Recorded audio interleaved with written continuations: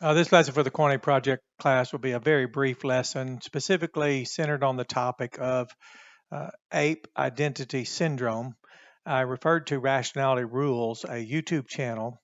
Stephen Woodford is the person who owns the channel, and he presents all of the content.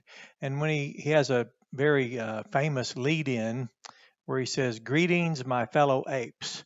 So he actually speaks of his audience shrewdness. That's the word for a group of apes. So he speaks to his shrewdness, preparing them to expect cunning, intellect, an intelligence, for example, in critique, that they should come to expect apes to one day become known for. But what this is, syndrome, of course, that's from two words, seen and drome, seen in our Koine Greek together with, and dramos, run. So these things run together, and I have an acronym, A.I.D. and then S, Ape Identity Syndrome. COAF appears twice in the Bible, in Brown Driver Briggs lexicon, approximately around 1817, refers to an ape, especially monkeys with tails. There is the field for this study of apes, however, is called primatology, like primate. They affirm their process called evolution. They say they have a no longer existent ancestor from which they descended. They have no God-given inalienable rights. They are not no living soul. Neither are they a nephesh, a living soul. They have no creator.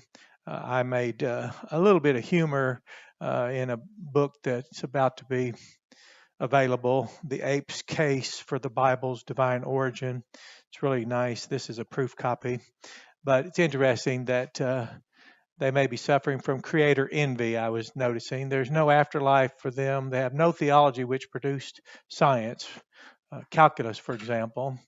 They have no, they don't descend from Newton, and certainly not from Leibniz, the theologians. And of course, they have no inalienable right to life, that God given right to life. So these are the types of things that would fall under it. And over to this side, ask what is a human, you'd think, well, that would not be necessary. But what was it? Not 2 years ago, maybe, or maybe a little more. Matt Walsh, Walsh, began to ask, what is a woman? And the very succinct answer was an adult female human. However, now we must ask, what is a human? Because that's not the case. So years ago in school, psychology, religion, we had to watch, or one of the videos we were required to watch was one of Richard Dawkins, and he was mocking people for thinking that an ape turned into, or eventually through a process became a human, and that's what we once taught. I remember those days where we could say something as flippant and as naive to their field of primatology as to say that, well, if people or if apes became human, then there would be no apes remaining. And Richard Dawkins was correcting the mere humans by telling them that uh, he's an ape. So I wrote a review of the video and noticed that he was calling himself an ape. And I remember even younger, much more younger days when I was more willing to make sport of things. I would laugh when someone said, "What do you think about people being apes?" And I said, "Well, if they try to date your daughter, you wouldn't be proud of that grandchild because it would be some product of some animal." So, what is a human? A human, according to that which is self-evident and what needs to be defended, I'm certain Ben Shapiro, Matt Walsh, and the conservative movement out there, and all those other things that are building up momentum. And then, of course, you see the debates. And again, I've mentioned Paulogia, Rationality Rules, Alex O'Connor.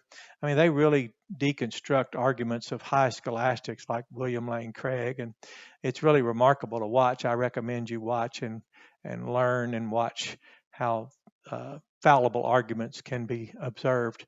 But it's a person created in the image of God according to his likeness, a living soul. That's what the Bible says. In Genesis 1:26, the first part, it says, and God said, let us make Adam is the word here, that's human being, in our image according to our likeness. This word here, panim, is faces, plural, but it refers to person, a person face. In one lexicon, it referred to being man-faced, and it refers to anthropos, that which is made in God's image and according to his likeness, but it has face. Here, nephesh for soul is also used in the Bible, and the word person, when you look it up, you'll come to that word, and then you'll come to this. In 2 Corinthians 2:10, in person, face of Christ. That's in the Koine Greek. And then anthropos, from which we get anthropos, anthropology. That's from G444, human being. So if you're not aware, the idea of identity as an ape, and then noticing what will happen, as we know it always happens, the Anabaptists, Danbury Baptist, collaborated with Thomas Jefferson to build a wall of separation to prevent any religion from commandeering the state and being established by the state, so that a religion so established would deploy its military and police to enforce its morals and dogmas. We certainly don't then, on the other hand, wish this lack of definition for what a human is. I'm surprised our current president administration hasn't noticed and gone to highlight this. Like I said, I'm certain there are those out there perhaps have done it, but if what a human is defined apart from what we know, then rights that we consider to be inalienable and God-given, well, there is no God to give them, and there is no condition in which it could be inalienated, because it would then codepend upon another ape if we're all then required to identify ourselves as that. So it's interesting. We'll do a lot more study. Likeness and image, those are very subtle, and we can study the distinctions and differences. But this is just an introduction of what we'll be discussing. The Ape Identity Syndrome, it's real, it's taking place. Very popular YouTubers and atheist advocates, for example, their ambassador, Richard Dawkins, and also a Daniel Dennett. I don't know if he's still active out there. Sam Harris, and then the late Christopher Hitchens. They were once called the Four Horsemen. Now there's the new kids on the block, so to speak. Paul Ogia, he was formerly a believer, young earth creationist, and he's now advocating. So to move from human and all the things that we know, namely the image and likeness of God, the soul. One YouTuber, it was I don't know their name. It was a lady, and she was mocking the idea of a soul, a living soul, diminishing that, mocking afterlife, mocking theology, either ignorant or wanting to avoid the reality that from theology, which is calculus, is theological and evolution is not scientific. That's a fact.